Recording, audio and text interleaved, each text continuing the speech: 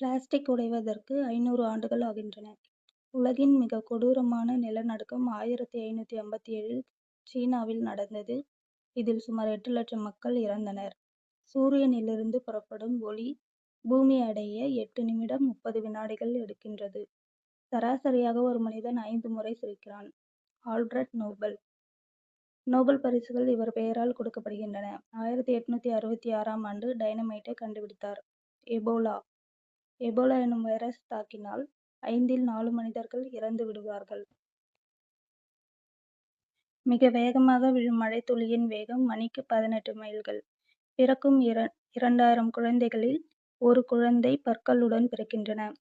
சில வகை சவுக்கு மரங்கள் ஒரு நாளைக்கு 3 அடி வளர்கின்றன. சராசரியாக ஒரு மனிதன் 4850 வார்த்தைகளை 24 மணி நேரத்தில் பயன்படுத்துகிறான்.